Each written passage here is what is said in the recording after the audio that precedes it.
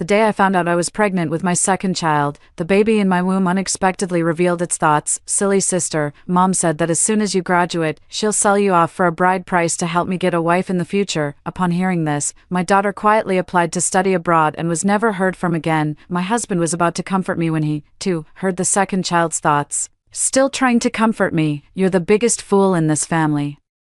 When I'm born, I won't even call you dad, because my real dad is that handsome guy from the bar. My husband was so furious that he immediately dragged me to the hospital for a paternity test, but the expedited paternity test my best friend arranged for me clearly showed that the second child had no biological relation to my husband. My husband directly asked me for a divorce. The second child anxiously blurted out again, "Why does this sucker suddenly want a divorce?" Did he discover that Mom lied to him? The person who saved him back then wasn't Mom, but Mom's best friend. Upon hearing this, my husband turned around and married my best friend. Meanwhile, I suffered a sudden massive hemorrhage due to the baby in my womb and died in agony on the hospital bed. I never knew until my death why I ended up like this. It wasn't until I was reborn that I also heard the thoughts of my second child. Meng Meng, congratulations. This time you're really pregnant with your second child. Now you have both a son and a daughter. There's no mother happier than you. A familiar voice rang in my ears, and I suddenly opened my eyes. Seeing the ultrasound report in my best friend Wu Xiaoya's hand, I finally confirmed that I had truly been reborn. Upon learning that the second child was a son, my husband immediately gave Wu Xiaoya a big red envelope in celebration. Our daughter, who is about to graduate from college, and my husband are both eager to name the child, but the very next moment, my unborn second child's thoughts echoed in my mind. Silly sister, I don't want you to name me. Mom said that as soon as you graduate, she'll sell you off for a bride price to help me get a wife in the future. Upon hearing this, my daughter's face instantly turned pale. In my previous life, it was the same. After hearing the thoughts of the second child, my daughter lost her smile. She, who was once lively and cheerful, became withdrawn and no longer close to us. At first, I thought she was worried about her graduation thesis. Who would have thought that as soon as she graduated from university, she applied to study abroad? Then there was no news from her until 2 months later, when she made a final call to sever ties. Mom, this is the last time I'll call you Mom, because I will never come back. I will get married and have children abroad. So just pretend you never had a daughter like me. I never expected my daughter to say such things, and at that moment, I cried my heart out. Now, seeing the disappointed look in my daughter's eyes, I immediately grabbed her hand. Jia, Mom doesn't plan to keep this child. Don't worry, you will always be Mom's most beloved daughter. My daughter was instantly stunned, while my best friend beside me grew anxious. Meng Meng, are you crazy? You're perfectly fine. Why would you want to abort the child? My husband also showed a puzzled expression. That's right, what's wrong, honey? Haven't you always wanted both a son and a daughter? It's not like we can't afford it. Why do you insist on aborting this child? Seeing my husband's clueless expression, I became even more certain that he hadn't heard the second child's inner thoughts just now. It seems this child can selectively choose who can hear its inner voice. To avoid the tragedy of my previous life, I must have him aborted. Honey, this time you must listen to me. We have to abort this child. As soon as I finished speaking, the second child in my womb anxiously kicked me. Mom, how can you be so heartless? Just because you're afraid your husband will find out I'm not his biological son, you want to abort me to cover up the fact that you cheated. His voice was like a spell, reminding me of my past life. At that time, my daughter had just cut ties with me, and I was so heartbroken that I cried every day. When my husband was worried about my health and urged me to take good care of myself for the sake of the baby in my belly, it was at this moment that he let my husband hear his thoughts. Just a moment ago, he was looking at me with tenderness in his eyes, but the next second, he dragged me to the hospital. I thought he was worried that something might be wrong with the baby in my belly. I obediently cooperated with him through all the investigations. But on the day we received the paternity test results, I finally realized that my husband suspected the child in my belly wasn't his. But how could that be possible? I have never done anything to wrong him. But what shocked me even more was that the paternity test clearly stated that the second child had no blood relation to my husband at all. So my husband completely believed the second child's inner thoughts, just like now. My husband is quietly listening to the second child's inner thoughts. I'm so pitiful. I haven't even met my dad yet. He's young and handsome, the hottest guy at the bar, completely outclassing this sucker by miles. Mom, didn't you say that once I was born, you'd divorce this sucker and take me to reunite with my real dad? To be honest, I have no idea who that bar guy the second child is talking about is, because I've never been to any bar. But my husband's expression grew increasingly grim, his gaze toward me tinged with suspicion and doubt. You're so eager to abort this child. Could it be because, I can assure you, this child is yours? If you don't believe me, we can do a paternity test. Before he could finish his sentence, I was the first to suggest a paternity test. Seeing my confident demeanor, his furrowed brow gradually relaxed. Honey, it's not that I don't trust you, it's just, seeing the awkward tension between us as a couple. Wu Xiaoya quickly stepped in to smooth things over. You two are really something. It's just a paternity test, isn't it? I'll help you get it done, and I guarantee the results will be ready in just 4 hours. I sneered at her and said, Xiaoya, thank you for your kindness, but I'd like to go to a different hospital for it. No, a flicker of panic crossed Wu Xiaoya's face. I mean, I'm a doctor, your best friend. Why go through the trouble of going to another hospital? Don't you trust me? I really couldn't trust her, after all, in my past life. It was her who handled that paternity test for me, which completely nailed me to the shameful post of marital infidelity. In the end, I was forced to leave with nothing, and it was her, with the help of the second child's inner voice, who successfully replaced me and married my husband, as the ultimate beneficiary of the entire incident. I definitely don't believe that she has nothing to do with this second child, so I put on a righteous and principled front and said to my husband, a paternity test is a serious matter, and Xiaoya is my best friend. To ensure the accuracy of the test, are you really comfortable letting Xiaoya handle it for us? Just as my husband was about to agree to my suggestion, the second child exclaimed, Mom's move is truly brilliant. The stepdad would never guess that Mom had already bribed the doctor. No matter which hospital we go to, the paternity test will always state that I am the stepdad's biological son. Is this child trying to push me to the brink of death again? I tried hard to suppress the anger in my heart, and in the end, I simply threw this century-old dilemma to my husband. You decide how to handle the paternity test. With thousands of hospitals across the country, you can pick any place you want. My husband also seemed a bit weary. He pinched the bridge of his nose and said, Forget it, let Xiaoya do it, we'll watch her do it, so there shouldn't be any issues. I thought about it and agreed that with 4 pairs of eyes on her at the same time, there shouldn't be any problems. Wu Xiaoya's face showed a hint of embarrassment, but she still cooperated with us and drew our blood. 4 hours later, the hot-off-the-press paternity test results were finally ready. Seeing the results above, I breathed a sigh of relief in my heart.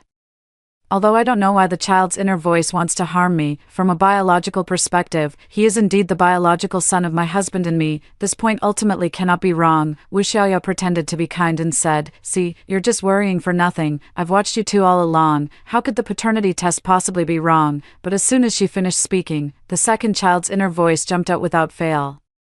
Mom's charm is so great that it made Aunt Xiaoya willing to give up her professional ethics just to help Mom fake a paternity test. My husband immediately became furious and grabbed Wu Xiaoya's arm. Wu Xiaoya, do you dare to swear on your career that this paternity test is real? Wu Xiaoya looked aggrieved, but didn't say a word. It seemed as if I had really asked her to help me falsify the report. Just as I was about to explain, the second child acted even more anxious than I was. Mom, hurry up and tell Dad to let go of Aunt Xiaoya's hand. What if he sees the burn scar on Aunt Xiaoya's arm and finds out that she was the one who saved his life? Then Mom's secret of pretending to be his savior just to marry Dad will be exposed. I never pretended to be anything. Back when my husband was in a car accident and was rushed to the hospital, he went into shock due to excessive blood loss. But the worst part was that the hospital had no stock of the blood type he needed.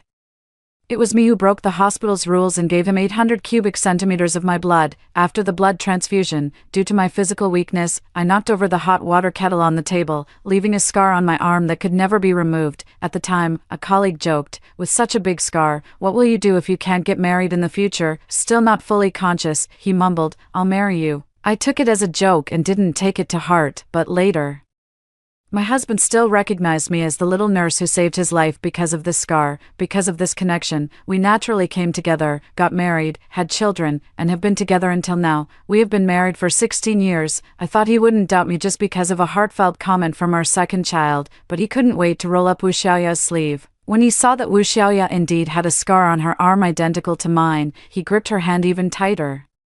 Where did you get this scar? Wu Xiaoya nervously withdrew her hand, giving me a resentful look before saying, That was over 10 years ago. What's the point of bringing it up now? I want to know the answer. Looking at her husband's stubborn gaze, Wu Xiaoya feigned a few tears and said, Back then, I saved a car accident victim, donated 800 cubic centimeters of blood to him, and accidentally knocked over a thermos. Getting scalded by boiling water, he even said he would marry me. but I've waited all these years and still haven't seen him. Honey, don't listen to her, she's lying to you. I grabbed my husband's hand, trying to make him believe me, but he impatiently pushed me away. Sumeng, I never thought you would stoop to impersonating your best friend. I was shoved to the ground, and a large amount of blood flowed from beneath me. My daughter worriedly helped me up, but a sharp pain suddenly shot through my stomach. It hurt so much, hearing my cry. My husband and Wu Xiaoya both turned their attention toward me. The two of them hurriedly helped me and took me into the operating room. I stared at Wu Xiaoya, my eyes filled with hatred. If I die, you'll be the murderer. I won't let you off even as a ghost. My husband defended her, saying, clearly, you're the one who took everything from Xiaoya, and you still show no remorse. I don't even care whose child this is anymore. Once you come out of the operating room, we're getting a divorce. Hearing his words, I closed my eyes. My heart as cold as ashes. The surgery lasted a full hour, and the child's heartbeat echoed in my mind the entire time. But this time, he was speaking to me.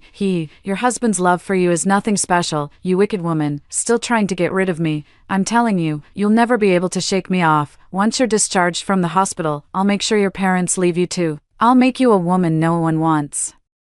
What a wicked second child. He is clearly my own son, yet he has been scheming to harm me, as if I had committed some heinous act that outraged both gods and men. Before losing consciousness, I couldn't help but ask him why he was doing this to me, but he didn't say a word. It wasn't until the anesthesia wore off that the doctor handed me a glass of water and said, fortunately, the child is very resilient and is now out of danger, but still needs to be hospitalized for observation for a while.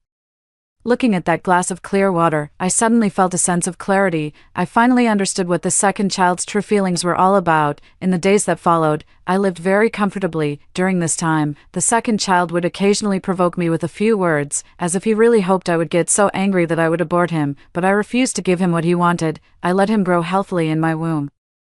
I didn't even try to painfully win back my husband when I received the divorce papers. Instead, I signed my name with a flourish. Not long after the divorce, my husband proposed to Wu Xiaoya. On the day we set the wedding date, Wu Xiaoya called me, Meng, I've already told Yiqing that the child in your belly isn't his. It was only out of sisterly affection that I helped you fake the report. For the sake of Yiqing's reputation, I advise you to get rid of this child as soon as possible, otherwise, we'll make sure everyone knows about your affair during the marriage, turning you into a public disgrace. Faced with her threats, I agreed verbally, but behind the scenes, I was taking all sorts of supplements, raising my second baby to be plump and healthy. Just as her due date approached, Wu Xiaoya, who was in the middle of her wedding ceremony, suddenly received my video call. Hey, happy wedding, may you be together for 100 years. When she saw my prominently bulging belly, a look of horror appeared on her face. The next second, she decisively abandoned Song Yicheng, who was holding the wedding ring, and within less than half an hour, she rushed into my hospital room and knelt down before me. Meng, why haven't you gotten rid of this child yet? There's no time left, I beg you. Please get rid of him quickly. Okay, as long as you agree to get rid of him, I'll return your husband to you immediately. I gently stroked my round belly and smiled. Are you kidding? You're almost due. How can you abort? Legally, he already has human rights. If I abort him now, that's murder, and I could go to jail. She anxiously bit her lip, frantically searching for a suitable excuse for me. It's okay. I'll perform the surgery myself. I won't tell anyone, as long as no one knows. It's not illegal. Aren't you tired of him always saying all sorts of strange things? Just get rid of him, and I promise you'll never have to hear those words again. I knew it. He was fully aware of what was going on with the second child's inner voice all along. Watching her anxious expression, I felt an immense sense of satisfaction. I used to be annoyed, it's true, but now that I have no family left by my side, I suddenly feel that having him around to chat with me is actually quite nice. As soon as I finished speaking, a series of hurried footsteps echoed from outside the door. My wonderful ex-husband has arrived. The moment Song Yicheng saw Wu Xiaoya kneeling before me, he immediately assumed I was bullying her. He scooped Wu Xiaoya up in one swift motion and began shouting at me. Sumeng, I never imagined you could be so malicious. Tell me, what did you threaten Xiaoyu with this time? To make her give up her wedding and come kneel before you? We've been married for 16 years. This marriage has seen its share of arguments and conflicts, as well as sweetness and happiness, but never before have I felt as utterly disgusted by him as I do at this moment. It really is just a matter of a moment when love fades away. I stared at him coldly and sneered. I didn't threaten her. Get out of my hospital room with your precious wife right now. Better be that way. He tried to pull Wu Xiaoya away, but her feet seemed rooted to the ground. And she simply refused to leave. Yi-Cheng, you have to make her get an abortion. Now it was Son Yi-Cheng's turn to be full of question marks. Why? Are you worried that this child will affect our future children? Wu Xiaoya shook her head, but she seemed to have something she couldn't bring herself to say. She certainly couldn't tell the truth. After hemming and hawing for a long time, she finally put on a show and said, "The existence of this child is a stain on your life's path. How could you let him be born safely?" I was really getting a bit impatient. If I remember correctly, Son Yi-Cheng and I are already divorced. The child in my belly has nothing to do with him. It's my own creation. You have no right to decide his fate. Son Yi-Cheng thought for a moment and said, "Sumeng is right. We really don't have the right to interfere." Wu Xiaoya was on the verge of tears. She clung tightly to Son Yi-Cheng's arm, pleading desperately, "Yi-Cheng, I'm begging you. Please help me for the sake of saving your life. I can't let her second child be born." But he seemed hesitant, but Wu Xiaoya tightened her grip on his hand even more. "I'll explain the reason to you later. Sumeng definitely still loves you now. As long as you go up and say a few nice words, she'll definitely agree to abort this child." Unfortunately, she ultimately overestimated Son Yi-Cheng's position in my heart. Until the second time. When he gave up on our 16-year relationship because of that so-called inner voice, he became nothing to me. As I watched Son Yi-Cheng's gaze gradually soften toward me, a strong sense of disgust welled up in my heart. Ugh, the second child wasn't entirely wrong. You really are foolish. You believed the so-called second child's inner voice, wrongfully accused me of cheating during our marriage, and made me leave with nothing. What makes you think I still love you? Upon learning that I could also hear the inner voice, Son Yi-Cheng's pupils widened sharply. "You can hear it too." I didn't answer his question, instead continuing with a cold laugh. "If you don't acknowledge the child in my belly, then he has nothing to do with you." I didn't want to look at them anymore and told my daughter to kick them out, but Wu Xiaoya suddenly charged forward, and in her hand, she now held a dagger. "Since you won't agree, I'll kill you and the child." I had long anticipated she would resort to extreme actions, so I dodged her with a swift sidestep. Son Yi-Cheng and his daughter, standing nearby, were both dumbfounded. Frowning, I shouted at Son Yi-Cheng, "What are you still standing there for? Your wife has gone mad. Have you lost your mind too? Drag her out of here immediately, otherwise, I'll make sure you both rot in prison." Son Yi-Cheng belatedly hugged Wu Xiaoya tightly. As she left the hospital room, she glared at me with eyes full of hatred. "Let go of me. This woman is going to ruin me. She can't be allowed to give birth to this child." After the door finally closed, I let out a deep sigh of relief. Fortunately, Wu Xiaoya didn't dare to tell the truth. Otherwise, I really couldn't be sure whether Son Yi-Cheng would help her harm me. But just as I was about to lie down and rest properly, I noticed that the dagger Wu Xiaoya had dropped on the ground was actually gone. My heart tightened once again. Could it be that Son Yi-Cheng picked it up? Before I could find the answer, my daughter took the missing dagger and plunged it straight into my stomach. I cried out in agony, but my second child burst into wild laughter. "Ha ha ha, well done." I stared at my daughter in disbelief. "Jia, why would you do this?" Blood dripped from the dagger onto her hand, her face turning deathly pale as she finally realized what she had done. Yet, in response to my questioning, she didn't answer but instead asked, "Mom, you were the one who broke your promise first. Have you forgotten what you said back then? You said you wanted to abort this child, to make me your most beloved daughter, but now, why are you going to such lengths to give birth to him?" I endured the intense pain and quietly pressed the nurse call button behind me, then explained to her, "Jia, the reason your father and I are getting divorced is all because of this child. Only by giving birth to him can I clear my name. Do you really believe Mom is the kind of woman who would cheat during marriage?" A flicker of confusion passed through her eyes, yet she still forced herself to put on a brave face and insisted, "Mom, I just graduated from college. I don't want to sacrifice everything for this child." I didn't understand what she meant and looked at her in confusion. "What are you talking about? What do you mean by risking everything for you?" She smiled bitterly and said, "Mom, stop pretending." I clearly heard the second child say, "Because Dad refuses to pay child support, you plan to make me raise the second child, and you won't let me get married and have my own children until I've raised them to adulthood." I see. I feel as if all the blood in my body has frozen at this moment. Ever since the divorce, it has been my daughter who has stayed by my side day and night in the hospital, even under my deterrence. The second child dared not talk nonsense in front of my daughter, but I still overlooked one fact, that is, after I fell asleep, she could still sow discord between my daughter and me through her inner thoughts. I was careless, at this point. All I could do was sneer and say, "Why are you all like this?" One after another, your father heard this so-called second child's voice, convinced that I had cheated and betrayed him, and didn't even believe the paternity test. And you too, just because of a few baseless words from the second child, you want to kill your mother. Seeing the despair in my eyes, my daughter seemed to realize the problem. "But he's the child in your belly. There's no reason for him to slander you, right?" It's precisely because of this that he has so accurately manipulated my husband and daughter, leaving me in the situation I am now. What if I told you that all of this second child's inner voice is something Wu Xiaoya created, with the goal of stealing my husband and making me lose everyone's trust? Would you believe me? I don't know. Su Meng, you're such a failure as a person. Your daughter wants to kill her own brother. Upon hearing the voice of the second child, I angrily scolded, "Shut up, don't think I don't know what you're scheming." As soon as I finished speaking, there was a rapid knocking at the door. "Miss Su, please open the door," I quickly said to my daughter. "Jejia, hurry and open the door. Mom can't hold on much longer." My daughter was still in a daze. The door, I shouted in a rage. "If I die, you'll be a murderer. Do you want to spend the rest of your life in prison?" Perhaps those words finally made her come to her senses. She quickly opened the door to the hospital room. The nurse took one look at me and shouted anxiously, "It's not good. Someone come quickly. The mother in room 202 has been stabbed and is bleeding a lot." As I was being wheeled into the operating room, I used my last bit of strength to grab the doctor's sleeve. "Doctor, I beg you, you must save this child. This child is the final weapon to fight back against Wu Xiaoya. I can't let anything happen to him, Mom. I'm sorry." My daughter looked at my deathly pale face and cried uncontrollably, but I only managed to give her one last glance before losing consciousness, my eyes filled with disappointment. During the surgery, all sorts of strange sounds echoed in my ears. There were all sorts of curses directed at me for having a second child. There were cheers of encouragement from doctors and nurses. I even heard Wu Xiaoya's voice. She sneered at me like a victor, saying, "Su Meng, you can't beat me. If I were you, I would have killed myself long ago. Why bother living in this world?" It was precisely because of her words that my final will to survive was ignited. I refused to accept this. I have lived through 2 lifetimes. Why should I end up with the same tragic fate as my previous life? I suddenly opened my eyes, and after seeing the bright fluorescent light above my head, I took deep, gasping breaths. The doctor, overjoyed, handed me a child and said, "Congratulations, the surgery was a great success.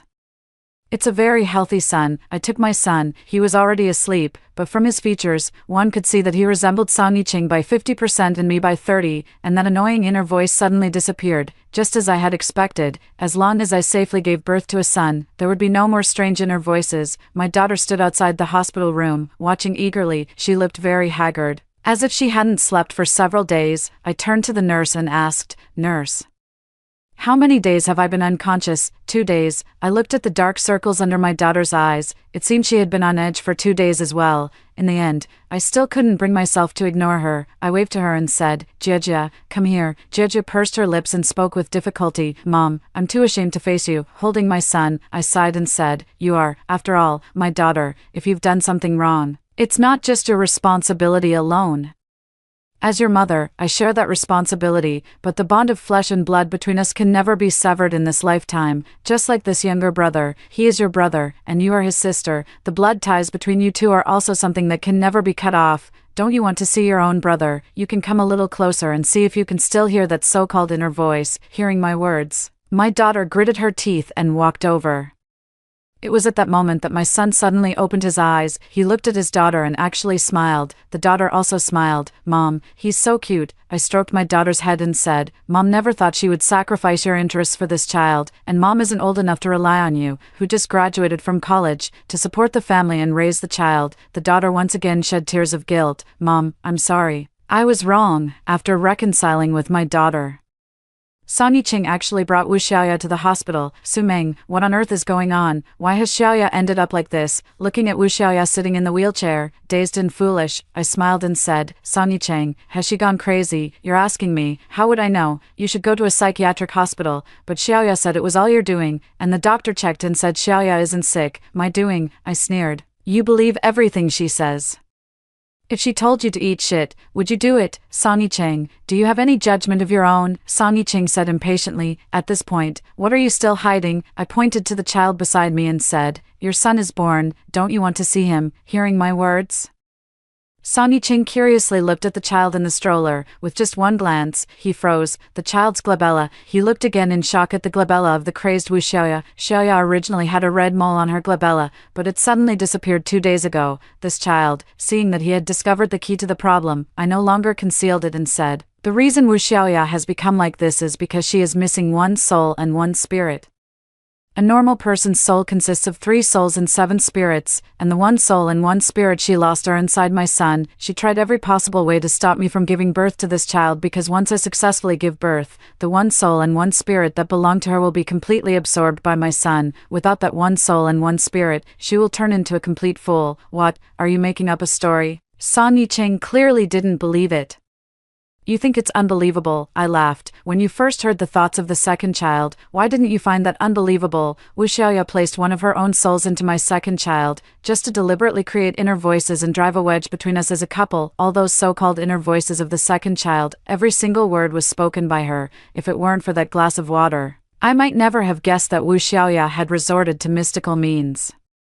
I carefully recalled that the first time I heard those inner voices was the day I drank the water Wu Xiaoya handed me, so I immediately asked a friend to help me find a master, and that's how I learned that there was an extra soul in the child in my womb, and that extra soul and spirit belonged to Wu Xiaoya. Although this soul and spirit couldn't harm me or the child, they were capable of creating so-called inner voices, disrupting my entire life. Seeing his incredulous expression, I grabbed Wu Xiaoya's arm and pointed out the burned scar on it. This burned scar was clearly designed by a doctor for cosmetic surgery so she could replace me. You can check at any hospital, and they'll confirm it was done recently. This is the whole truth. Song Yicheng took a step back in disbelief. In fact, if he just carefully sorted through all these events, he would be able to spot the suspicious points. If I really had stolen Wu Xiaoya's credit for saving someone, why would I have introduced him to my best friend? As someone who never touches a drop of alcohol, how could I possibly go looking for a man in a bar, even if I were to cheat? He clearly knew that everything was filled with irreconcilable doubts, yet he still believed in that baseless second child's inner voice. That's why I completely lost hope in him. Song Yicheng, this is the truth. Now take your savior and leave. Song Yicheng looked up, tears welling in his eyes, and confessed, honey, I was wrong before. Can we get back together? I immediately slapped him across the face. Song Yicheng, this slap is payback for the time you pushed me. Seeing his left cheek turn red, I gave his right cheek another slap. This slap is for my child. You don't deserve to be his father. When the third slap landed, I hit even harder. This last slap is for me. Since we're divorced, don't expect me to look back. I'll take you back to court over the divorce. You won't get away with paying a single cent less in child support. 3 months later, I dominated the courtroom with my lawyer by my side. In the end, I walked away with my son and daughter, securing everything that was rightfully mine. In contrast, Song Yicheng, due to his marital relationship with Wu Xiaoya, could never escape the burden of caring for her, who had become mentally impaired. Wu Xiaoya had completely infiltrated his life, disrupting his family and his career. Finally, one day, Song Yicheng couldn't take it anymore and used a fruit knife to end Wu Xiaoya's life, and that fruit knife was the very one my daughter had used to stab me. When my daughter saw the news that Song Yicheng had been sentenced to death, she cried and threw herself into my arms. Mom, I finally avenged you and my brother. After hearing the first story above, what are your thoughts? Feel free to share your opinions in the comments section. Next, there is another similar story. Let's continue to see. To stop my wedding with Tang Yan, his childhood sweetheart deliberately fell into the water. Little did she know, the straps of her life jacket weren't fastened tightly, turning her fake fall into a real cry for help. Tang Yan pleaded with me humbly, Yushi and I grew up together. I can't just stand by and watch her die. Xiaonan, I know you can swim. Please save Yushi. We'll both be grateful to you. Under the moral coercion of everyone, I jumped into the sea to save someone. However, saving someone is completely different from swimming. Sun Yushi, out of fear, grabbed me and desperately dragged me down, nearly drowning me by pushing me underwater. After being rescued, I suffered severe lung infection due to drowning and was confined to bed. Tang Yan, using the excuse that I was in poor health and needed rest, took away all the shares of my company. After he took control of the company, he asked me for a divorce, and in the blink of an eye, he was off living happily ever after with Sun Yushi. I was so angry that I coughed up blood and died. When I opened my eyes again, I saw Sun Yushi struggling in the seawater, while Tang Yan was already gripping the railing, ready to jump in. I quietly took 2 steps back. This lifetime, let him save his childhood sweetheart himself. Someone's fallen into the water. Quick, save them. Help, Brother Yan, save me. Glug glug. The surroundings were very noisy, with chaotic footsteps, cries for help, and clamoring voices, bringing me back to my senses. I looked down in confusion, only to see myself wearing a white wedding dress. This dress was all too familiar. It was the one I had specially ordered from abroad for my wedding with Tang Yan. I had actually been reborn back to the day of my wedding with Tang Yan. I suddenly looked up, taking in the familiar scene before me. Sun Yushi struggled desperately in the seawater. The life jacket that had been on her body was floating just out of her reach. drifting farther and farther away as she flailed. Upon hearing Sun Yushi's cry for help, Tang Yin immediately abandoned me, the bride, and rushed to the deck of the cruise ship. He stepped onto the railing, ready to jump. I followed closely behind Tang Yin and, seeing the scene, immediately reached out to stop him. I knew that Tang Yin not only couldn't swim but was also somewhat afraid of water. He nearly drowned in a river when he was a child. And it was said that Sun Yushi called for adults to save him, so he held a special affection for Sun Yushi, yet Tang Yin still chose to hold the wedding on a cruise ship. I later found out that the cruise ship wedding was suggested by Sun Yushi. The drowning incident was also something Sun Yushi had planned long in advance. Because Tang Yan's mother disliked Sun Yushi and firmly opposed her being with Tang Yan had gone on hunger strikes and attempted suicide, but in the end, he couldn't defy his mother and was forced to go on a blind date with me. He claimed to love me, but in his heart, his deepest affection still belonged to Sun Yushi. Sun Yushi was also unwilling to give up on Tang Yan. To sabotage our wedding, she went to great lengths, even risking her own safety. She wanted to prove her position in Tang Yan's heart, making me back off and take the initiative to break up. What a deeply moving pair of lovers they are. If I weren't stuck in the middle like a fool, I would definitely wish them well. But later, Tang Yan took a liking to the company in my hands, and seeing that I was sickly and weak, he adjusted his strategy. Sun Yushi choked on another mouthful of water. The more fiercely she struggled, the more seawater flooded her mouth and nose. She never expected that her life jacket wasn't properly fastened. I lowered my head with a cold smile and took a few more steps back. In this lifetime, not only will I not jump into the water to save anyone, but I will also make them suffer the consequences of their own actions. Tang Yin had already climbed over the railing, but just as he was about to jump, he suddenly stopped. He looked at the swaying sea, sweat instantly beading on his temples and streaming down his cheeks. He began to gasp for air, leaning his body against the railing, then turned back in confusion. When Tang Yin noticed me standing behind him, his eyes lit up. Xiaonan, help me up first. I saw his entire body trembling. So he's still afraid after all. I thought true love could conquer all difficulties in the world. Xiaonan, I remember you know how to swim. Please, before Tang Yin could start with his moral coercion, I loudly cut him off. Tang Yin, I know you two are childhood sweethearts, growing up together. I also know you can't bear to watch her drown, but the one who's going to marry you is me. You can't swim, yet you're willing to jump in for her. Tang Yin, have you ever considered how I feel? How could you do this to me? I was somewhat hysterical, and Tang Yan's words were all drowned out by my screams. Just as I grew tired from shouting and paused to catch my breath, Sun Yushi's mother limped over. She is the nanny of the Tang family. Her husband died early, and she became lame, so she has been living in the Tang family with Sun Yushi all along. She has always hoped that her daughter would marry Tang Yin. When I visited the Tang family, she often played tricks to embarrass me. At this moment, Sun's mother couldn't care less about mocking me. She pleaded with Tang Yin, Xiaoyan, Auntie begs you, Auntie only has this one daughter. For the sake of her saving you when you were young, could you please pull her up? The guests also gathered around, chattering and urging Tang Yin to jump in and save her, just like they urged me in my previous life. Upon hearing that the person who fell into the water had once saved Tang Yin, they stood even higher on their moral pedestal, making sarcastic remarks from the sidelines. I also feigned an anxious expression, appearing utterly at a loss for what to do. Tang Yin looked at Sun Yushi in the sea. With only half of her head still above the water, I noticed that someone had already called for the crew, ready to go into the sea to rescue her. This won't do. I sighed and turned to the guests, saying, stop pressuring Tang Yin. He's not someone who fears death. Although the person who fell into the water is his lifesaver, he can't risk his own life just for past gratitude. I looked at Sun Yushi's mother again, adding fuel to the fire. Auntie, don't make things difficult for Tang Yin either.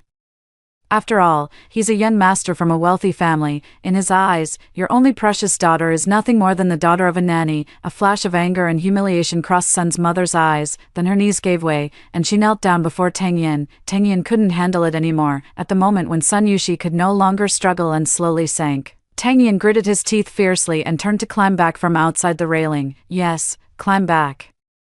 He simply didn't have the courage to jump in and save her. As he trembled, clutching the railing to climb up, his lips quivered as he muttered, it's not that I don't want to save anyone, I really can't swim. If I jump in, I'll die. So, since he wouldn't save anyone himself, he insisted on forcing others to do it. He cared about Sun Yushi's life, he cared about his own life, but he didn't care about mine at all. At this moment, I had only one thought, he had to go down.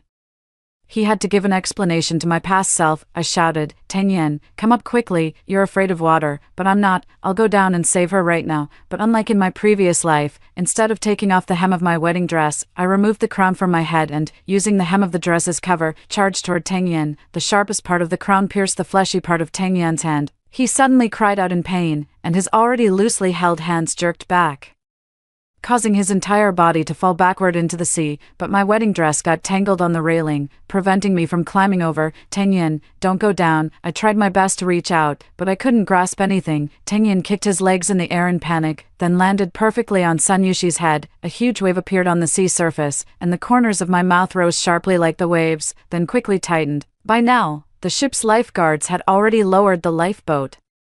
Under the expectant gazes of me and the others, they quickly rescued both people who had fallen into the water. Although the cruise ship was equipped with a medical room, the doctor had taken leave on the day of departure, which was also the reason I wasn't treated promptly in my previous life. In this lifetime, it's just their bad luck. I knelt in disarray beside Tangyan, crying my heart out. "I know you like her, but we were about to get married. How could you be willing to abandon me for her? Tangyan, if you didn't want to be with me, you could have told me. I wouldn't have stopped you too. Why did you have to choose to die together at the wedding?" The guests who had just urged Tangyan to save someone were now all silent. They pricked up their ears, all intently listening to the gossip. Even the lifeguard performing CPR on Tangyan paused the compressions for 2 seconds. After simple first aid, both were out of immediate danger but remained unconscious.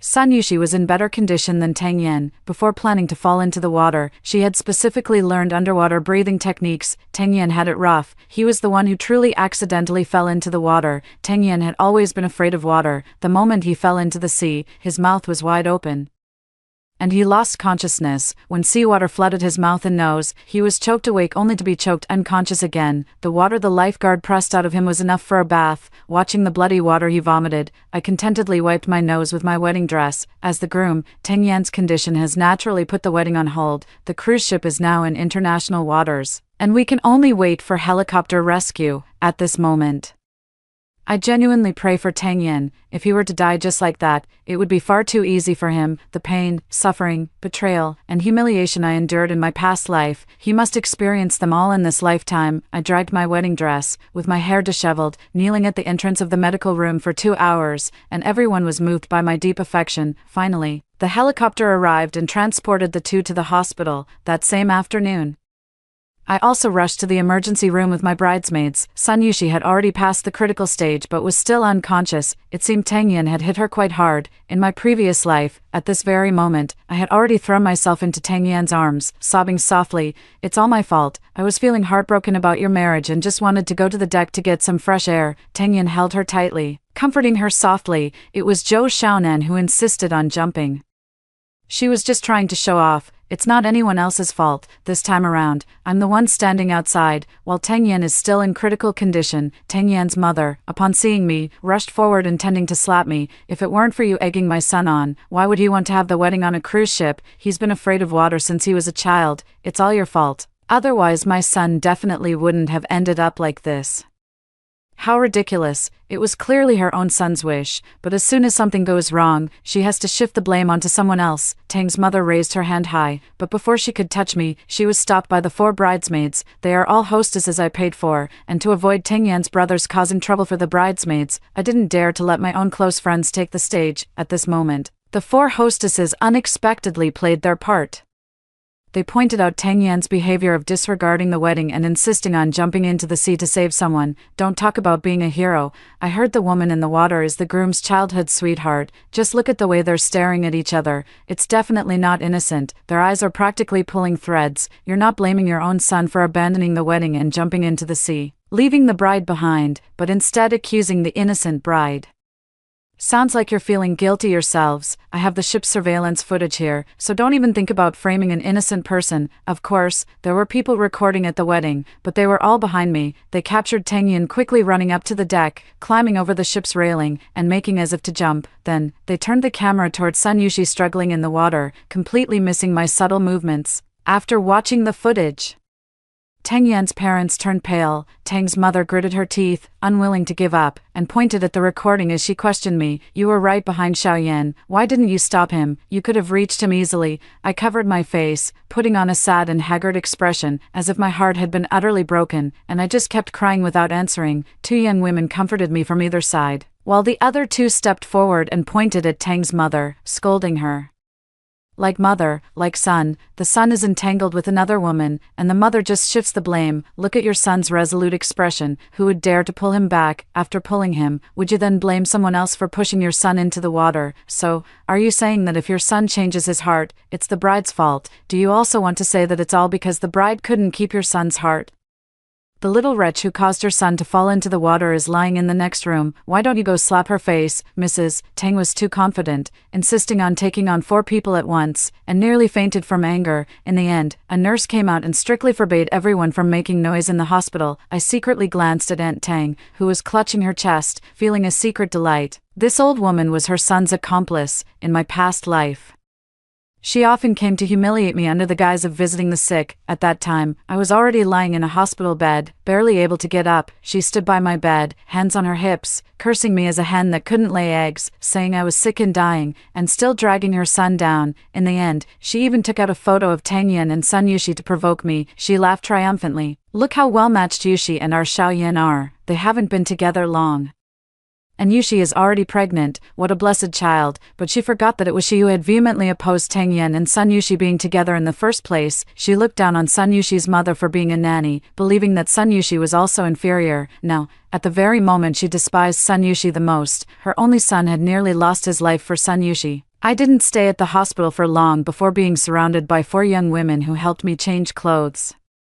After learning about the capabilities of the 4 young women, I arranged a hotel for them and planned to continue hiring them for another 3 months. That night, I opened a short video platform, edited the wedding footage, and posted it online, especially the part where I knelt outside the medical room. The angle was captured perfectly, and everyone who saw it said I looked utterly shattered. I even bought myself a trending topic, then turned off my phone and slept soundly. I didn't wake up until noon the next day. I applied a sickly makeup look, took the chicken soup delivered by the delivery guy, and headed back to the hospital with 4 young women. I arrived just in time. Tang Yan had woken up just half an hour ago. As for Sun Yushi, it was said she had woken up late last night. I knocked on the door of Tang Yan's hospital room, and without waiting for a response from inside, I led the group of young women in a bustling rush, in the VIP ward. Tang Yan was the only one there. Tang Yan lay in bed, his eyes half open, staring fixedly at the ceiling. He wore an oxygen mask, his exposed chest covered with ECG monitoring devices, his left arm strapped to a blood pressure monitor, and 4 needles inserted into the back of his right hand, and both legs wrapped in antithrombosis devices. Most importantly, he was also wearing a urine bag.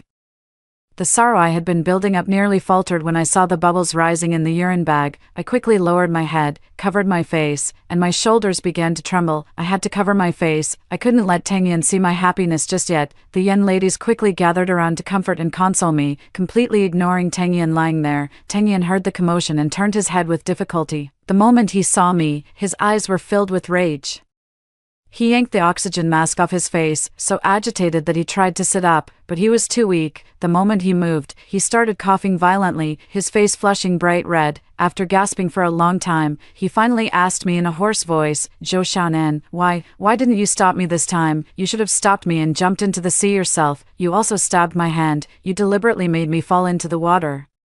Tang Yan's eyes were bloodshot as he shakily raised his injured left hand. As he spoke, my heart tightened. Could it be that Tang Yan had also been reborn? I bit the tip of my tongue hard, and as the pain surged, I looked up again, tears streaming down my face. "Tang Yan, what are you talking about? If you hadn't jumped in first, I would have already gone into the water to save them. Your hand wasn't injured by me either. Think again. Did you hurt yourself by bumping into the railing? Can't remember. Maybe you were in the water for too long and are experiencing aftereffects." Tang Yan stared into my eyes as if trying to see right through me. He asked, word by word, "Zhou Zinan, you're not stopping me. Is it because you've also been reborn? You hate me for abandoning you in our past life, so in this life, you want my life?" The 4 young ladies stood by, exchanging glances, all thinking Tang Yan might have been driven mad by the water. Only I understood what he was talking about. I looked back at him, my eyes clear and bright, without a trace of guilt. I wanted him dead, and I felt completely justified. What was there to feel guilty about? My resolute expression was as if I were about to join the party. I don't understand what you're talking about. Tengyun coughed again, shaking his head as if possessed. That's not right. You were supposed to jump into the water to save Yushi, then you'd get a lung infection. And I'd take care of you. You'd be so moved that you'd hand over your entire company to me. After that, when you were on the brink of death, I'd leave you, marry Yushi, and start a family. Yes, that's exactly what he did in my past life. Everyone said he never abandoned me and told me to be grateful, but little did they know his real goal was the company my parents left me. I loved him, trusted him, and in the end, I lost everything, both my wealth and my life. And Tengyun, on the other hand, gained both fame and fortune, married the woman he loved, and lived a happy and fulfilling life. Why, Tengyun didn't see the ferocious hatred in my eyes. He placed his hand on his head and muttered to himself, how could I jump down to save someone? Would I end up suffering from an illness like Zhou Xiaonan did in her past life, living a life worse than death? I don't want that. Zhou Xiaonan is fine. So how can I get her company? How can I spend her money and live happily with Yushi? I regret it. Why didn't I reincarnate earlier? That way, I could have just pushed Zhou Xiaonan into the water. Hatred nearly pierced my heart. My fists clenched tightly. Just as I was about to lose control, the door to the hospital room was pushed open. Sun Yushi entered the hospital room in a wheelchair. My gaze lingered on her face.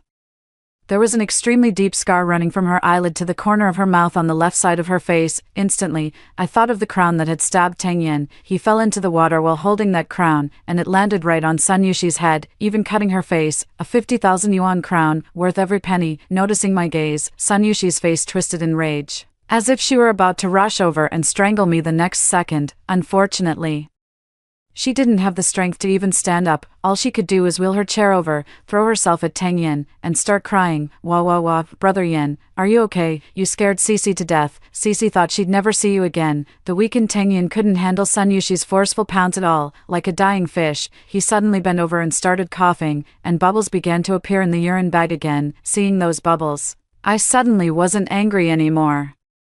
As if my mammary glands had cleared up all at once. Anyway, in this lifetime, the one living a life worse than death isn't me. The indignant Yen ladies wanted to step forward to deal with the scumbag and the shameless woman, but I stopped them. No rush. Their retribution is yet to come. Sun Yushi clung to Tengyun's arm, still trying to make her presence felt. Brother Yen, you're so good to me. If you hadn't jumped in without hesitation, I might have drowned.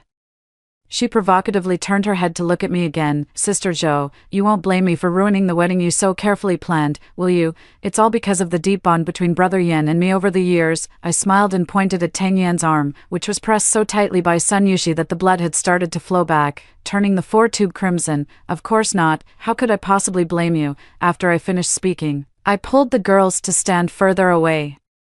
Only then did Sun Yushi notice, crying and apologizing while clumsily massaging Tengyun's arm. Watching Tengyun's cries of pain and the crooked needle, I hummed a tune and pressed the emergency call button. From the doctor, I obtained Tengyun's diagnosis report. As expected, it's a lung infection, but compared to my past self, his condition is more severe, accompanied by lung bleeding, cerebral hypoxia, and so on. In my past life, despite being provoked by them like that, I still managed to survive for 5 years. I wonder how long Tengyun can hold on in this lifetime. Half an hour later, I returned to the ward and explained Tengyun's condition to him in detail. The doctor said that due to the shock, you've suffered brain damage, which may affect your intelligence in the future, and as for your lungs, well, in the future, forget about strenuous exercise, you might even become bedridden. A complete invalid. I emphasized the word useless with great force.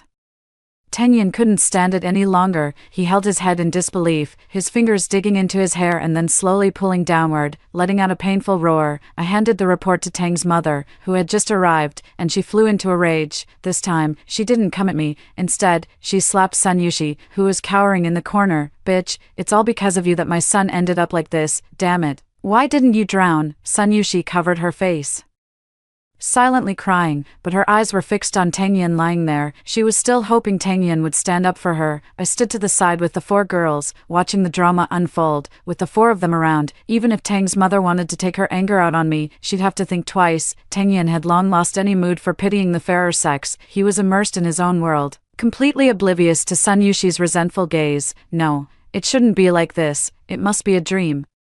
A dream, clearly. It wasn't supposed to be like this. Tang Yen suddenly lowered his hands, struggling to lift his head, gazing at me with deep affection. Xiaonan, we're already married. Could you sell the company and use the money to treat my illness? Tang Yan's parents run a chain of supermarkets. In recent years, affected by online shopping platforms, their profits have been declining steadily, but they can still afford the money for his treatment, even in such a critical condition. He still hasn't forgotten to scheme against my company. The ward instantly fell so quiet you could hear a pin drop. Even Tang's mother seemed stunned for a moment. Tang Yen, afraid I wouldn't agree, quickly made me a promise. Once I recover, I promise to arrange a grand wedding again, making you the happiest woman in the world. Of course, after I get better, I'll return the money from selling the company to you, principal and interest included, if not for the experiences of my past life. I would have truly been moved by his sincerity. I almost couldn't hold back, nearly laughing out loud. Then I pretended to be troubled and said, "But how can I feel at ease going to handle company matters when you're in this state? I'm your wife, I should be by your side." Mrs. Tang rolled her eyes and put on a warm smile. "Xiaonan, why would you need to do the work of serving others yourself?" She glared fiercely at Sun Yushi, who was still in tears. Some people always have to pay the price for what they've done. I couldn't agree more with that statement. Mrs. Tang immediately arranged for Sun Yushi to take care of Tang Yen in the hospital room, completely disregarding the fact that Sun Yushi herself was still unwell. She said that she had originally planned to fire Sun Yushi's mother, and this time would be considered an opportunity for them to redeem themselves. Sun Yushi, of course, was unwilling. The 4 young women who followed me immediately patted their chests, saying they were willing to stay and take care of Tang Yen. Seeing the 4 beautiful and tall women, Sun Yushi grew anxious. Brother Yin must be taken care of by me personally. My mother is a nanny, and I've known how to care for others since I was young. There's no need for anyone else to interfere. I pretended to be troubled inside, then agreed to the arrangement. Thus began Sun Yushi's painful career as a caregiver. To stay updated on their situation in real time, I even hired a young man who had some connections at the hospital and a passion for photography. Every day, the young man would send me a few videos. In the first few days, Sun Yushi was overjoyed. She couldn't wait to be alone with Tang Yen to nurture their relationship, but Tang Yen was sickly and covered in medical equipment. Forget getting close. Even turning over required assistance, and Tang's mother clearly despised Sun Yushi. She was determined to punish the woman who had seduced her son and didn't even hire an additional caregiver. Sun Yushi not only had to feed Tang Yen and give him medicine, staying up late to keep him company, but also had to wipe his body and change his clothes due to his cleanliness obsession. What Sun Yushi found most unbearable was that Tang Yen couldn't get out of bed, so she had to handle all his bathroom needs. Although Sun Yushi was the daughter of a nanny, she had grown up with Tang Yen since childhood and had never done any dirty or tiring work, aside from enduring a few sarcastic remarks. In just a few days, she visibly lost weight. Of course, she didn't dare to have any opinions about Tang's mother, so she could only complain to Tang Yen, not wanting to openly admit that she was unwilling to take care of Tang Yen. Sun Yushi would complain about her hands feeling rough one day and cough non-stop while holding her waist the next. Tang Yen wasn't a fool. He knew exactly what Sun Yushi wanted, but the look in his eyes when he gazed at Sun Yushi grew increasingly ambiguous, until one day, after Sun Yushi finished changing Tang Yen's socks, she suddenly erupted. She threw the dirty socks on the floor, stomped on them frantically with her feet, and then burst into loud sobs. "They're so dirty and smelly, why should I have to do this? It's not like I forced you to jump into the sea to save me, why is everyone blaming me?" She lashed out without thinking. "I was in the water for so long, and I didn't end up like you, choking on a few mouthfuls of water and then lying in bed unable to move. You're completely useless." Tang Yen, who was already feeling miserable all over, finally snapped. He grabbed a fruit knife from the table and hurled it at Sun Yushi. Another wound appeared on Sun Yushi's face. She covered her face and screamed in alarm, drawing the attention of doctors and nurses. I don't know how the matter was ultimately resolved, but in a video a few days later, they seemed to have reconciled. However, I noticed that in several clips, Tang Yan's gaze as he stared at Sun Yushi was sinister and particularly unsettling. Tang's mother hired another caregiver for Tang Yan, so Sun Yushi no longer had to personally handle the filth. I stopped paying attention to them and began to reorganize my own company after my parents passed away unexpectedly. I hadn't been very diligent in managing the company. Before marrying Tang Yen, he had continuously brainwashed me, urging me to stop being in the public eye and return to family life. In my previous life, I didn't resist either. After my health deteriorated, I even handed over all management authority to Tang Yen. In this life, I won't be foolish anymore. This company is the very foundation of my existence. I tried hard to recall who immediately switched sides after I fell ill back then. These are the primary targets I need to clear out. I was afraid that once Tengyun felt a bit better, he would realize I had no intention of selling the company and would find some way to strike against me. After all, he has lived 2 lifetimes. The money I was tricked out of in my previous life allowed him to live comfortably and freely. How could he possibly give that up? I mustered all my determination and thoroughly cleaned up the entire company. I asked the 4 young women, and they all came from families that favored sons over daughters. They were sent out to work before graduating, and though they didn't want to accompany clients for drinks, they couldn't find jobs due to their low education levels. They all wanted to follow me, so I arranged for them to join the company, 2 in the public relations department, 2 in the sales department. Unexpectedly, they actually managed to secure several deals for me. They were happy, and I was happy, a win-win situation. Tengyun called me every day to ask about the company's affairs. I don't know if it's because he's not feeling well, but he's even more eager to get his hands on my money. When I'm unsure about a certain executive in the company, I also subtly probe him for information. Tengyun wasn't without suspicion. He would suddenly mention events from a past life that never happened in this one. I just pretended not to understand, and if I really couldn't remember, I'd make up an excuse or change the subject. However, even if I occasionally slip up, Tengyun can't catch me. His mind really isn't that sharp anymore. Often after questioning me, he forgets what he said himself. Sometimes, I even have to remind him. We spent a month in this kind of mutual testing. Tengyun was about to be discharged from the hospital, and I personally drove to pick him up. I arrived over an hour early and stood right outside his hospital room door. I pulled the door open a crack, but the 2 people inside didn't notice at all. Tengyun looked pale and emaciated, with dark circles under his eyes, as if he had aged 10 years. He kept coughing, then spat on the ground, wiped the saliva from the corner of his mouth with his hand, and cursed, saying the hospital was full of quacks. He used to be so gentle and refined, speaking with such elegance, but now it's as if he's a completely different person. This is his true self. Sun Yushi sat by the bedside, close to Tengyun, and fed him the sliced apple. Brother Yin, please don't let Aunt Tang scold me again. Okay, the place where she hit me last time still hurts. Tengyun glanced at the scars on Sun Yushi's face, both of which were left by him, even after a month of recovery. The scars were still clearly visible. Tengyun pushed her away with a hint of disgust. How dare you say that? If it weren't for you, would I have gotten this sick? Cough, cough, cough. A flicker of resentment flashed in Sun Yushi's eyes. I watched as she unsteadily helped Tengyun up and walked toward the bathroom. Tengyun's scolding voice rang out. Damn it, you're just a maid's daughter. Can't you even take care of someone? Didn't your mother teach you properly, then?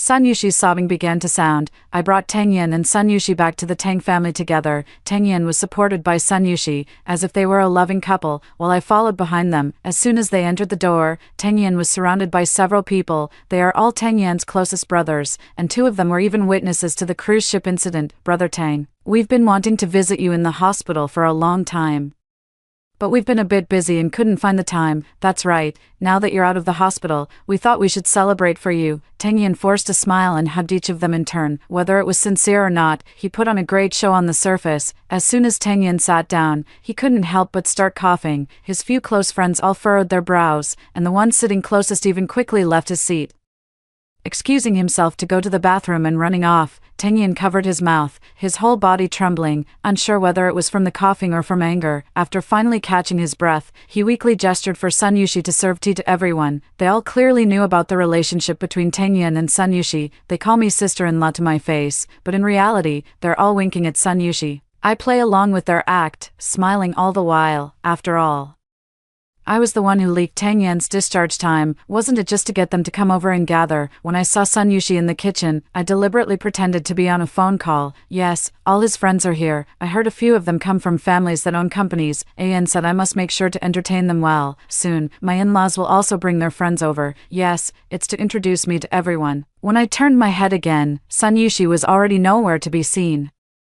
I smiled and returned to the living room, where Sun Yushi was sitting next to Tengyun, whispering in his ear. Upon seeing me, Tengyun pushed Sun Yushi away and took several deep breaths. His lingering symptoms were quite severe, either coughing or struggling to breathe. Xiaonan, I left my ID at the hospital, and I still need it. Could you please help me get it back? His eyes flickered, but he insisted that I go retrieve it. I secretly recorded our conversation, then smiled, picked up my bag, and left. Just as I reached the door, a delivery guy arrived. I took a special look: seafood, barbecue, fried skewers, and all kinds of foods that are off limits for lung conditions, along with several cases of alcohol, including beer, baijiu, and foreign liquor. I smiled and returned to my villa, then called the hospital to ask the nurses to help look for the lost identification documents. I quickly lay down for a nap, as the evening was likely to be lively. 3 hours later, my phone started vibrating wildly. As soon as I answered the call, I was met with an overwhelming cacophony of noise, shouting, wailing, and the sound of things being smashed, all blending together, tearing at my eardrums. The sound of Tang Ma's hoarse, desperate curses came through the receiver. "Zhou Xiaonan, where the hell have you been? Get to the hospital now. Tang Yan is in critical condition." I adjusted my voice, sounding both anxious and tearful. "What's going on? He was fine when I left." Tang's mom cut me off with a "no more nonsense," telling me to hurry over before hanging up the phone. This was my second time outside the emergency room. Sun Yushi knelt there with her hands clasped together, as if in prayer, as if in plea. Tang's mom stood with her hands on her hips, her face filled with anger. Before she could even speak upon seeing me, I took the initiative. "What on earth is going on? I was only gone for a short while, and he had an accident. What exactly are you trying to do? Does this family have to fall apart without me?" Tang's mother was intimidated by my imposing manner and dared not meet my gaze. To save face, she immediately shifted her target and kicked Sun Yushi, who was kneeling there. "Who told you to order all that food and wine? You knew perfectly well that Xiaoyan hasn't fully recovered yet. Are you trying to kill him?" Sun Yushi was kicked to the ground, revealing the bright red slap mark on her face as she retorted, "But you and Uncle Tang were there too, and neither of you tried to persuade Brother Yan to drink less." Mrs. Tang went into a frenzy again, grabbing Sun Yushi's hair and slamming her head against the wall. I quickly stepped back, afraid of getting blood on my clothes. With the doctor's efforts, Tang Yan was saved once again. This time, Tang's mother didn't want Sun Yushi to get close to her son anymore. She wanted me to stay and take care of him. I refused, citing the need to handle company assets as the reason. I never went back to the hospital until half a month later, when Tang Yan called me. His voice was weak, as if he were an old man on the verge of death. "Xiaonan, why haven't you come to see me?" I gently explained to him that I was in the middle of raising funds recently, preparing for the company's IPO. His voice suddenly rose, straining his lungs, and he began coughing again. "Cough. Why go public? Didn't you promise to sell the company to pay for my treatment? You know, the doctor said that in my current condition, the only option is a lung transplant, but the technology for lung transplants isn't mature yet. It's very risky, and it requires a huge amount of money. Xiaonan, I'm begging you, please save me, for the sake of how much I love you." I turned my head away, thinking of the saddest things in my life, just to keep from laughing out loud. "He loves me. He actually said he loves me. Now that he has memories from his past life, he should be even more aware that he never loved me at all, yet he still wants to deceive me." I told him that a listed company could fetch a better price. He was skeptical but urged me to hurry to the hospital to see him, so we could discuss the company matters face to face. Of course, I had to go. The more he suffered, the more satisfied I felt. I casually picked up a few documents that had been forged long ago and entered the hospital room. Tang Yan now looked as if he had been dried out, withered and sallow, lifeless. There was no sign of Sun Yushi nearby. Tang Yan was the mastermind behind my tragic death in my previous life, and Sun Yushi was an accomplice. Tang Yan naturally had to pay with his life, but I wouldn't let Sun Yushi off either. I first inquired about Tang Yan's condition, his somewhat clouded eyes fixed intently on me. I patted his emaciated hand reassuringly a couple of times, then took out the documents and flipped through them page by page for him. Tang Yan's eyes lit up with a spark of life. "They're really willing to acquire it for 1 billion. Of course I'm willing. The company's prospects are excellent, but the contract will only be signed after it goes public." I showed a troubled expression. "But you urgently need the money, and I'm afraid." Tang Yan gritted his teeth. "It's fine.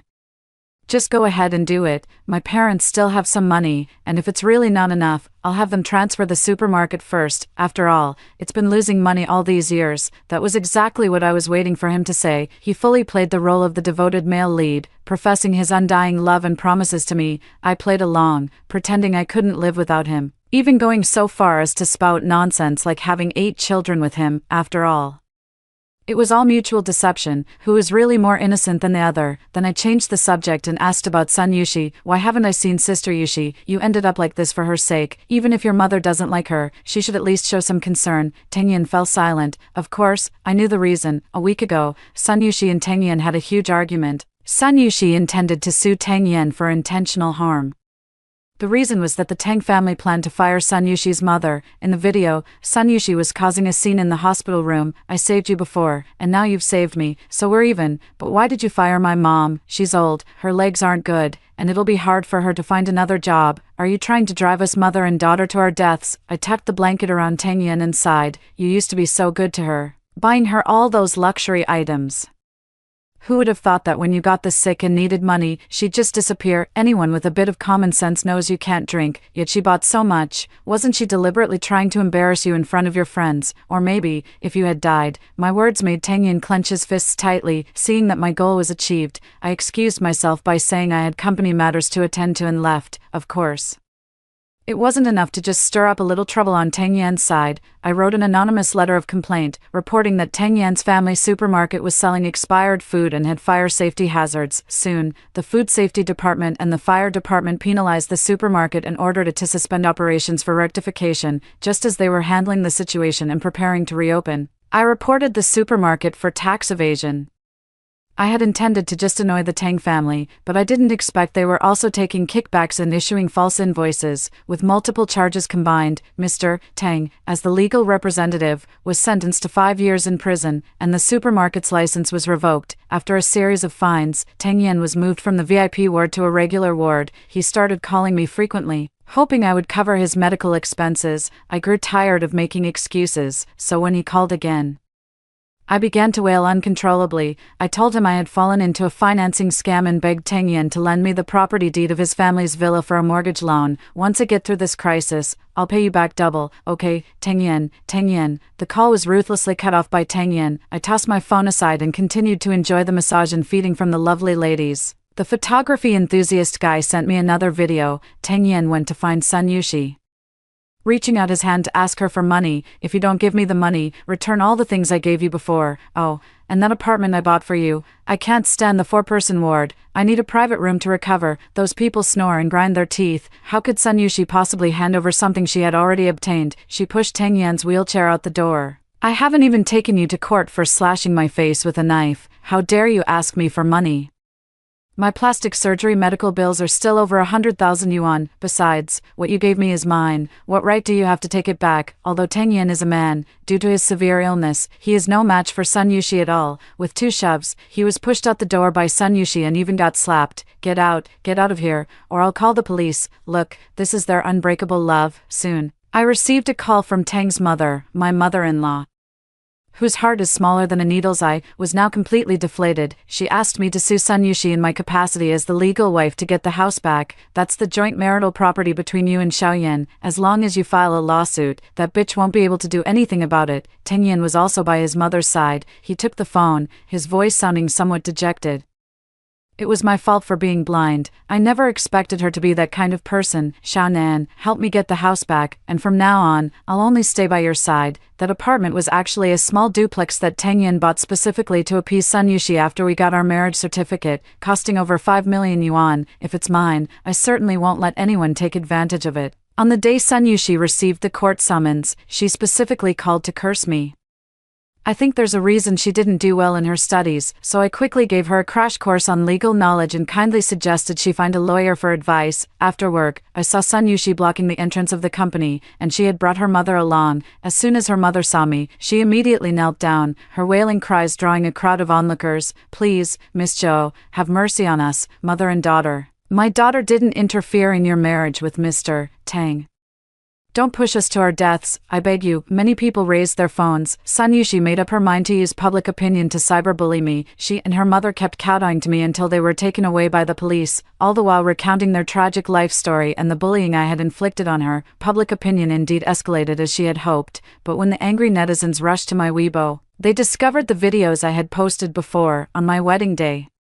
My groom jumped into the sea to save her, while I knelt outside the medical room, praying. There was also a video of Tang Yan lying in the hospital bed, with Sun Yushi kissing his cheek and feeding him fruit. There was even a video from the day Tang Yan was discharged from the hospital, where he asked me to go to the hospital to pick up his documents while he, with his arm around Sun Yushi, went drinking with his friends. Finally, there was an audio recording, my dear mother-in-law.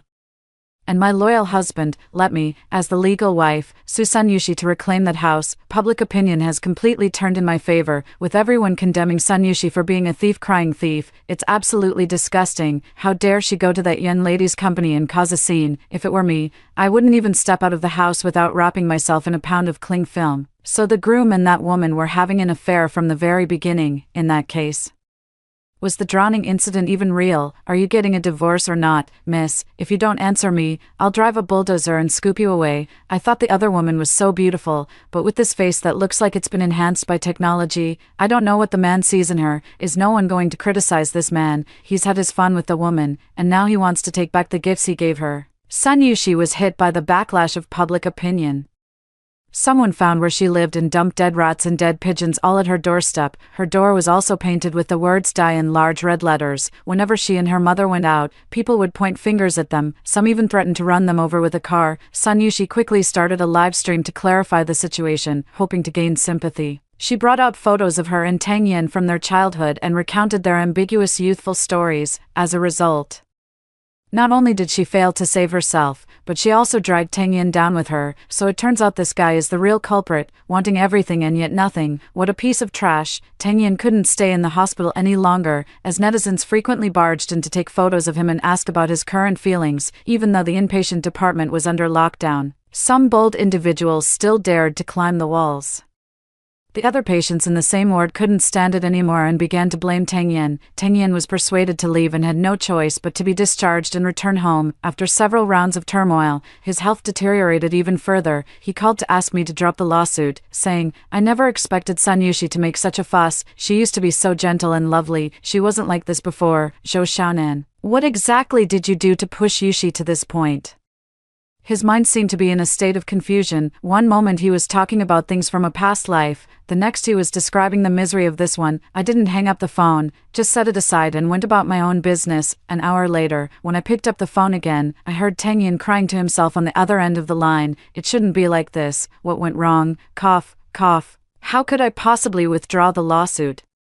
The court convened as scheduled and ruled that Sun Yushi must return the property, as well as everything Tang Yin had bought for her after we obtained our marriage certificate. Sun Yushi caused a scene in the courtroom and even injured a bailiff, resulting in her being detained for 15 days. I immediately had all of Sun Yushi and her mother's belongings thrown out of the house, and on the same day, I listed the property for sale. By the time Sun Yushi was released 15 days later, the house had long since changed hands. She went to the Tang family again, intending to play the victim card by leveraging her past relationship with Tang Yin, but as soon as she finished speaking excitedly, Tang Yin rolled his eyes and fainted. After the hospital examination, it was recommended that Tang's mother take him to a higher-level hospital. I secretly went to find the doctor, but I didn't expect her to recognize me. "Your husband is that idiot who jumped into the sea to save his mistress."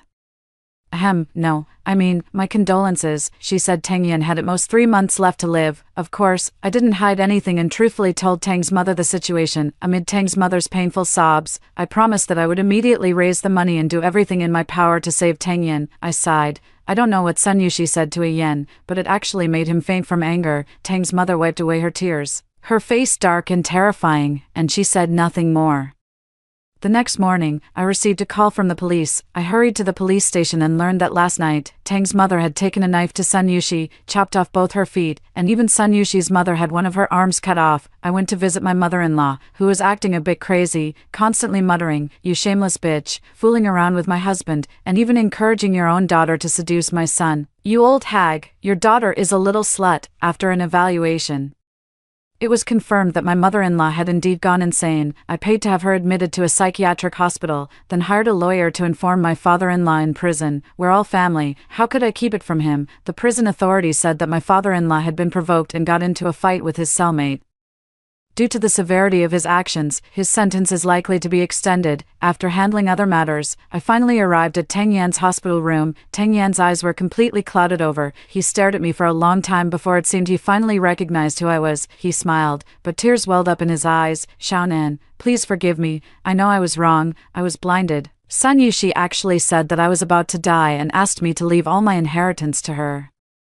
I'm such a scoundrel. I actually abandoned you for her. You trusted me so much, cared for me with all your heart. How could I? Cough, cough. I smiled, leaned close to his ear, and whispered softly, Tenyin, do you believe in reincarnation? Guess why you've had such a miserable life this time around? He was confused for a moment, then his eyes widened rapidly, looking at me in disbelief. You said you didn't have a rebirth. You lied to me. I laughed heartily, recounting the fates of his parents and Sun Yushi one by one for him to hear. If it weren't for your mother going crazy, I wouldn't have known that Sun Yushi's mother was your father's mistress. To actually let the mistress live in your own home for 20 years, what a capacity for tolerance. I truly feel inferior. I just wonder if Sun Yushi is related to you by blood. Tenyin weakly raised his hand, trying to grab me, but I dodged. Why? I already know I was wrong. Why can't you forgive me?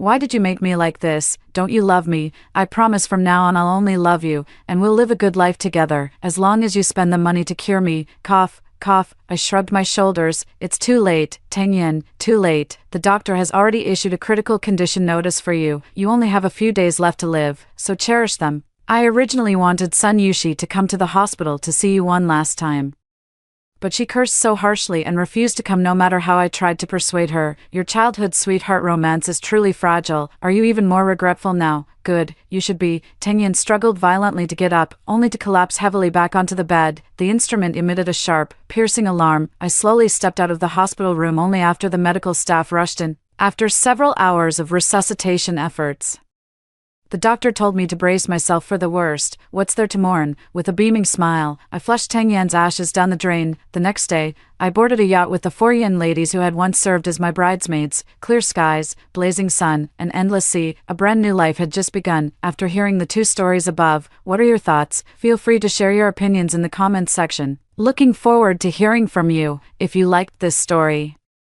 don't forget to like it, share it, and subscribe to my channel. See you next time.